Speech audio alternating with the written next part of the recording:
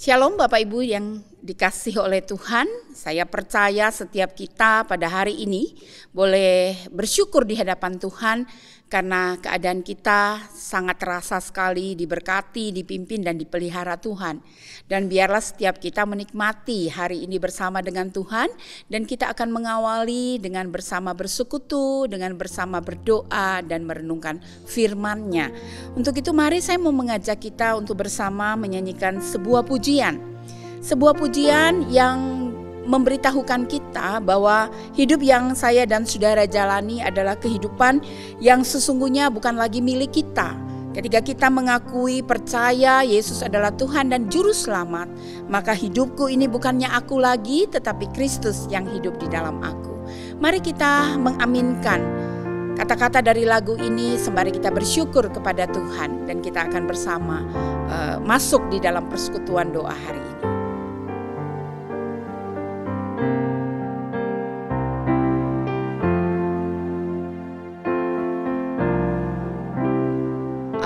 Adapun hidupku ini bukannya aku lagi, melainkan Kristus yang hidup di dalam aku.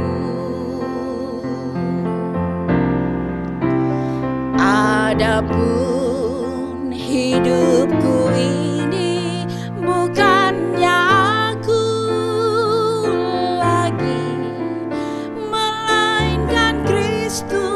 yang hidup di dalam aku,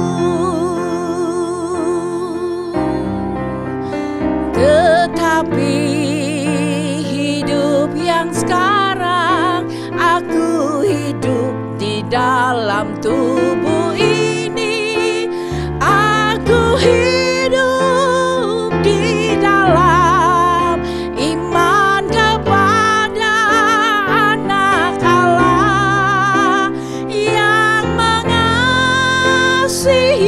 aku dan yang menyerahkan dirinya karena aku. Mari kita pujikan sekali lagi. Adapun hidupku ini bukannya aku lagi, melainkan Kristus yang hidup di dalam aku. Adapun hidupku ini bukannya aku lagi, melainkan Kristus yang hidup di dalam aku. Tetapi hidup yang sekarang aku hidup di dalam tubuh ini. Aku hidup di dalam iman kepada Anak Allah yang mengasihi aku dan yang menyerahkan dirinya karena aku. Tetapi hidup yang sekarang aku hidup di dalam tubuh ini.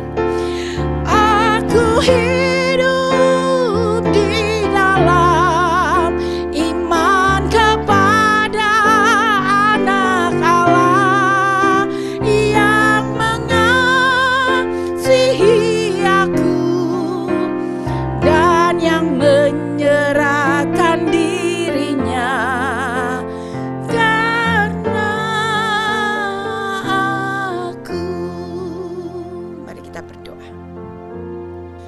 Ya Tuhan, terima kasih karena hidup yang kami hidupi sekarang ini ternyata adalah sebuah hidup yang berdasarkan anugerah daripada Tuhan. Karena kehidupan yang kami sedang dan yang berada di dalamnya bukan sebuah kehidupan yang sedang berjalan kepada kebinasaan, tapi sebuah kehidupan yang sedang berjalan di dalam menuju kepada terang-Mu ya Tuhan. Kami berdoa, biarlah kami yang telah menerima kasih karunia daripada Tuhan, kami yang telah menerima kebaikan daripada Tuhan, kami terus tak henti-hentinya setiap hari, setiap waktu membawa hidup kami di hadapan Tuhan menjadi persembahan yang hidup dan yang memperkenankan hati Tuhan. Karena aku hidup bukan lagi aku, tetapi Engkau yang hidup di dalam aku. Berkatilah waktu ini, berkatilah persekutuan doa ini, berkatilah setiap hati yang mengikuti. Biarlah kami merasakan kasih karunia yang datang daripada Tuhan, kebaikan yang Tuhan nyatakan dari hari ke hari. Terima kasih Tuhan. Inilah waktu yang dimana kami mau menikmati kebersamaan kami dengan Engkau dan juga saudara-saudari seiman. Dalam nama Tuhan Yesus kami berdoa. Amin. Sebelum kita bersama merenungkan firman, mari saya juga mengajak kita melakukan sebuah pujian. Pujian yang mengingatkan kita bahwa hidup yang kita jalani ini adalah hidup yang telah ditebus oleh darah yang mahal. Hidup yang telah ditebus oleh kasih yang begitu luar biasa. Yang kalau kasih itu tidak ada, kalau penebusan itu tidak dikerjakan, maka saya dan saudara sedang berjalan kepada kebinasaan, bukan dengan barang fana.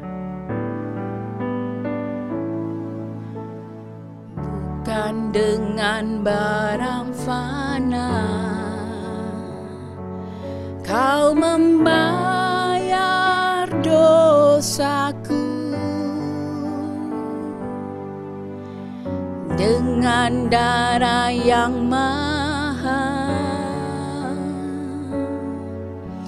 tiada noda dan celah. Bukan dengan emas perak Kau menebus diriku, oleh segenap kasih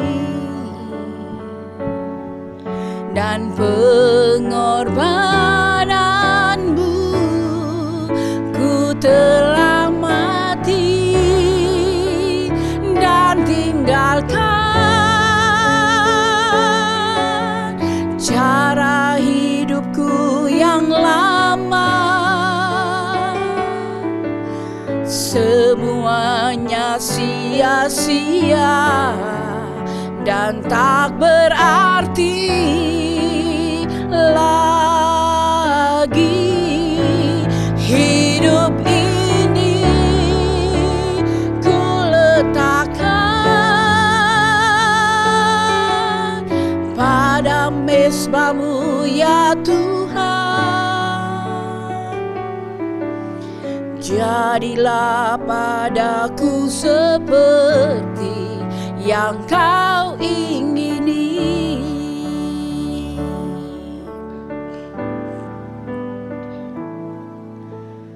Bukan dengan barang fana Kau membayar dosaku, dengan darah yang mahal, dengan darah yang mahal, tiada noda dan celah. Bukan dengan emas perak Kau menebus diriku, oleh segenap kasih dan pengorbananmu, ku telah mati dan tinggalkan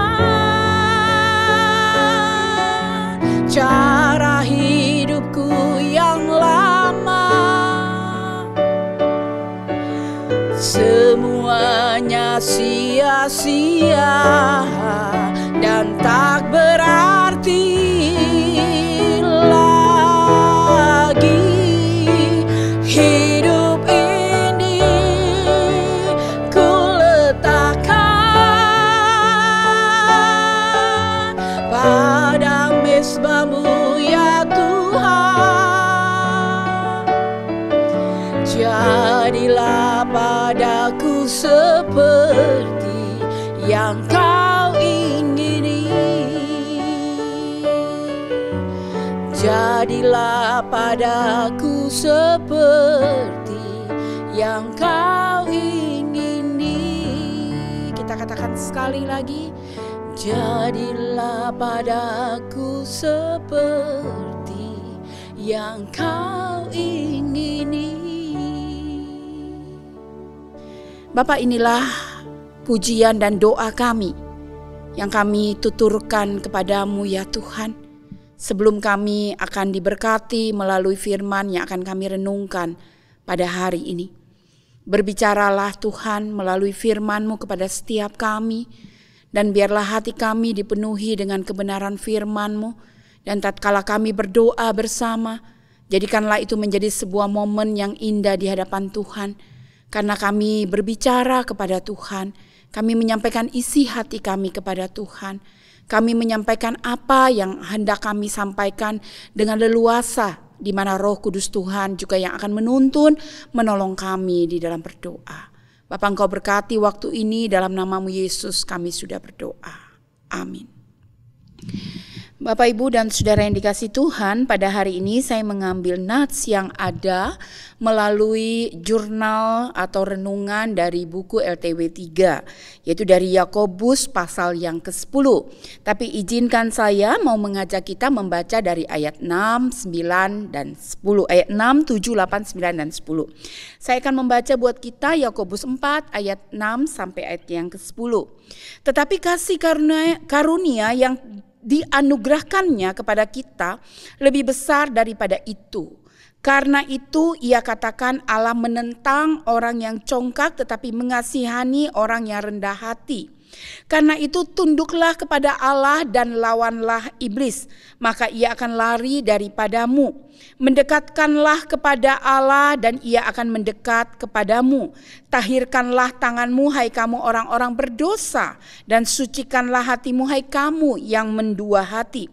Sadarilah kemalanganmu, berduka cita dan merataplah.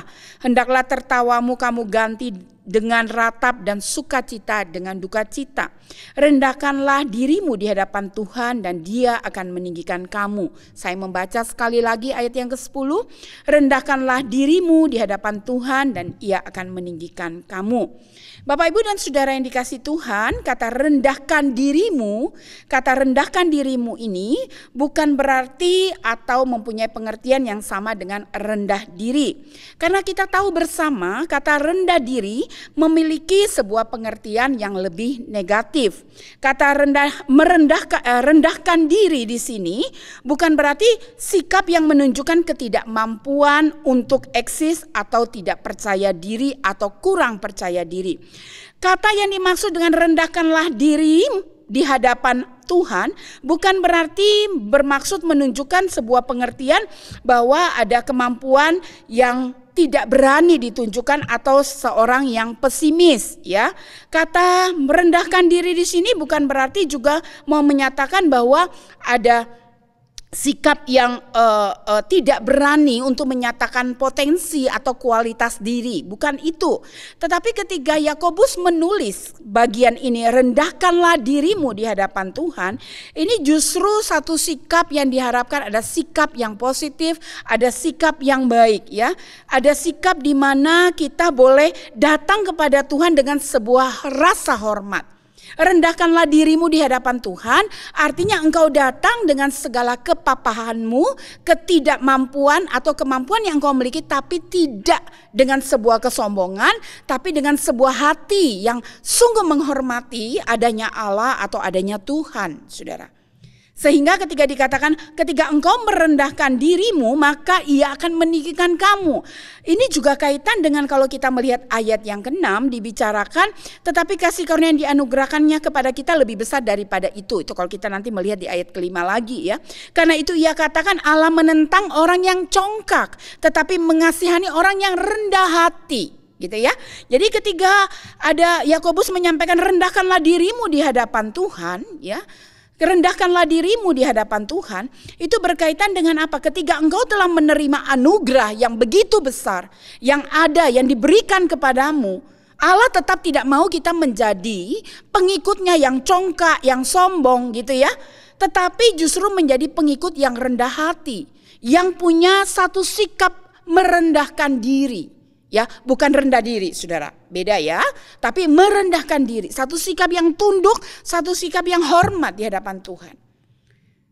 Saudara, sikap yang hormat di hadapan Tuhan, sikap merendahkan diri adalah satu sikap di mana kita mengakui ada Allah yang begitu besar, ada Tuhan yang kita sembah, ada Tuhan yang maha kuasa, dan ada Tuhan yang menempat tempat yang tertinggi di dalam diri kita. Kita memberi hormat kepada Dia. Kalau kita memberi hormat kepada Dia, saya rasa saya dan saudara menyetujui ketika kita memberi hormat kepada seseorang, maka kita harusnya memberikan attention, perhatian kita juga tatkala orang itu berbicara, ketika orang itu menyampaikan sesuatu, betul enggak?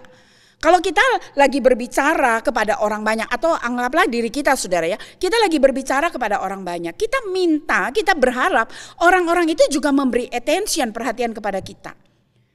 Mungkin setelah acara selesai mereka akan datang kepada kita lalu mereka berkata, loh saya tadi memberi attention loh, saya tadi menghormati Anda luar biasa. Tapi kita merasa pada waktu kita menyampaikan sesuatu mereka tidak mendengar, mereka riuh sendiri, berbicara sendiri. Itu tidak menghormati, itu tidak sikap merendahkan diri saudara. Ada satu orang dia berkata bahwa dia menghormati suaminya. Tapi dia bilang kalau suaminya berbicara dia mendengar dari telinga kanan, dia keluarkan telinga kiri. Saya bilang itu bukan sikap menghormati. Kalau engkau menghormati suamimu, maka engkau harus mendengar dengan memberikan semua perhatianmu. Pikiran, perasaan, telingamu, matamu tertuju kepada dia. Memberikan sebuah hormat, sebuah perhatian gitu ya saudara. Jadi ketika kita diajak untuk merendahkan diri di hadapan Tuhan dan Ia akan meninggikan kita, saudara itu berbicara tentang sikap saya dan saudara yang harusnya mempunyai respect yang luar biasa kepada Tuhan. Dia menempati tempat yang tertinggi dan kita ada di bawah bersama menjadi orang-orang yang menjadi penyembah kepada Dia. Apakah Allah gila hormat? Apakah Tuhan kita gila hormat? Bukan. Tapi memang posisinya adalah Allah di atas segala Allah. Tuhan di atas segala Tuhan. Dia adalah Allah yang maha kuasa dan kalau kita melihat daripada bagian-bagian yang dibacakan tadi saudara. Ada sebuah kasih karunia, ada sebuah anugerah yang telah diberikan kepada kita. Tapi anugerah dan kebaikan itu yang nilainya luar biasa. Allah tidak mau kita memamerkan itu menjadi sebuah kesombongan. Tapi Allah mau kita memakai itu dengan satu sikap hormat, menunjukkan sikap hormat di hadapan manusia yang lain dan tentunya kepada Dia. Sehingga kata merendahkan diri atau rendahkanlah dirimu, artinya engkau menaklukkan diri di bawah kaki salib Tuhan. Engkau menaklukkan diri di dalam kemahakuasaan Tuhan. Kata merendahkan diri atau rendahkanlah dirimu artinya kita menghormati Tuhan. Menghormati itu seperti apa? Yang tadi saya bilang. Waktu kita beribadah, kita mendengarkan firman dengan baik. Waktu kita memuji Tuhan dengan baik. Waktu kita berdoa dengan baik. Waktu kita memberi persembahan, kita memberikan dengan ketulusan. Itu semua bagian daripada memberikan hormat kepada Tuhan. Merendahkan diri. Karena kalau kita tidak bernyanyi dengan baik, kita tidak berdoa dengan baik, kita tidak memberi persembahan dengan baik, kita tidak mendengarkan firman dengan baik, itu sama dengan kita mengabaikan Tuhan yang adalah tujuan daripada ibadah setiap umatnya. Artinya berarti kita tidak sedang merendahkan diri, tapi dengan sombong kita datang beribadah, lalu kita tidak mau mengikuti apa yang menjadi bagian daripada ibadah. Saudara, banyak orang yang memberi respek, mulutnya ngomong, saya menghormati Tuhan, saya percaya Dia, saya begini. Tapi hidup ibadahnya kacau saudara. di tempat ibadah main handphone, ya, ngobrol dengan teman, ini dan itu dan sebagainya. Saudara, fenomena yang paling sering lihat begitu firman Tuhan dimulai, kebanyakan saudara mengeluarkan HP lalu berkunjung ke toko online. Atau awal-awal mereka mau dengar, lama-lama mereka mulai bosan, lalu mereka kemudian mulai mencari apa, mungkin IG-nya dibuka atau YouTube yang short atau apa, TikTok dan sebagainya, saudara. Saudara, itu bukan sikap hormat. Itu sikap saudara sedang mengabaikan Tuhan. Kalau saya dan saudara sampai melakukan itu sikap yang tidak merendahkan diri. Tetapi sikap yang congkak, sikap yang sombong. Lalu bagaimana Tuhan mau meninggikan kita? Bagaimana kita dapat meninggikan nama Tuhan? Bagaimana kita merasakan apa itu anugerah Tuhan? Bagaimana kita bisa merasakan apa itu berkat Tuhan? Tentunya sulit, saudara. Sama halnya dalam hidup berumah tangga, bukan saja di gereja. Kalau kita adalah orang-orang yang telah percaya bahwa kita telah menerima kasih karunia dan hidup dalam kebaikan Allah, maka kata rendahkanlah dirimu agar Allah meninggikan kamu. Artinya Allah bisa memakai kamu menjadi berkat. Artinya Allah mau menyatakan karunia dan kemurahan dan kebaikan dan berkat-berkatnya dalam diri kita. Tapi Allah mau kita datang dengan merendahkan diri. Artinya apa? Artinya dalam kehidupan berkeluarga pun kita melakukan lakon kita dengan baik dan tepat. Menjadi anak yang menghormati orang tua. Menjadi orang tua yang menghargai anak-anak. Yang belajar mendengar, menyatakan kasih, menjadi pasangan yang setia, menjadi pasangan yang jujur, menjadi pasangan yang mau mendengar ketika ada pasangannya berbicara, menjadi pasangan yang coba untuk lambat berkata-kata ketika pasangannya mungkin sedang marah, dan sebagainya dan sebagainya. Nah, Bapak, Ibu, dan Saudara yang dikasihi Tuhan, pada hari ini saya mau mengajak kita, mari merendahkan diri kita di hadapan Tuhan, dan kita akan merasakan bagaimana Allah meninggikan kita. Meninggikan kita bukan berarti tiba-tiba kita terangkat. Meninggikan kita bukan berarti kita jadi terkenal, bukan. Tapi meninggikan kita artinya ada berkat-berkat yang akan kita rasakan. Ada kemurahan-kemurahan yang Allah nyatakan. Ada kebaikan-kebaikan yang Allah akan berikan. Dan melalui hidup kita, nama Tuhan pastinya akan ditinggikan dan dimuliakan. Dua pujian yang saya ajak kita nyanyi tadi. Adapun hidupku ini bukannya aku lagi, itu dari Galatia. Lalu bukan dengan barang fana. Semuanya mau mengajak kita melihat. Hidup saya, hidup saudara. Sesungguhnya bukan dari kekuatan kita. Bukan dari kemampuan kita. Tapi semata-mata adalah anugerah. Untuk itu mari rendahkanlah diri. Dan berikanlah respek kepada Allah. Dan biarlah setiap kita merasakan hidup kita yang ditinggikan dan dimuliakan. Mari kita bersama satu dalam doa. Bapa di surga, kami bersama datang kepadamu. Terima kasih untuk firman yang boleh kami dengar, ya Tuhan. Terima kasih untuk puji-pujian yang juga Tuhan hantar melalui orang-orang yang Tuhan beri kemampuan bisa menuangkan firman Tuhan menjadi sebuah syair-syair lagu yang baik. Kami bersyukur Tuhan. Saat ini kami datang kepadamu memohon belas kasihan-Mu atas kami. Hidup kami terkadang adalah hidup yang begitu sangat pincang. Karena kami mencoba meninggikan diri kami. Kami mencoba untuk menonjolkan hidup kami. Kami lupa ya Tuhan. Bahwa hidup kami semua oleh karena kasih karunia yang datang daripada Tuhan. Untuk itu Tuhan, biarlah melalui renungan pada hari ini kami diingatkan. Agar setiap kami datang dengan hati yang merendahkan diri di hadapan Tuhan. Sehingga melalui hidup kami nama Tuhan ditinggikan dan dimuliakan. Bapa, berkatilah kami, tolonglah kami. Tidak mudah bagi kami untuk hidup seperti yang dimaksudkan. Tetapi ketika kami mengenal Engkau sebagai Tuhan dan Juru Selamat kami, maka kami percaya. Ketika kami menghidupi hidup ini, maka Engkau Allah lah yang akan menolong kami. Membantu kami untuk menjadi pribadi-pribadi yang memperkenankan hati-Mu. Terpujilah Engkau Tuhan. Dalam nama Tuhan Yesus, kami berdoa dan kami mau menikmati syafaat bersama saudara-saudara seiman. Berkatilah kami. Terima kasih Tuhan. Amin. Bapak, Ibu, dan saudara yang dikasihi Tuhan, berikutnya mari bersama kita berdoa melalui apa yang akan ditayangkan, Kita berdoa membawa setiap pokok-pokok doa ini dengan bersungguh-sungguh di hadapan Tuhan. Dan biarlah kasih karunia Tuhan memberkati dan menyertai kita sekalian.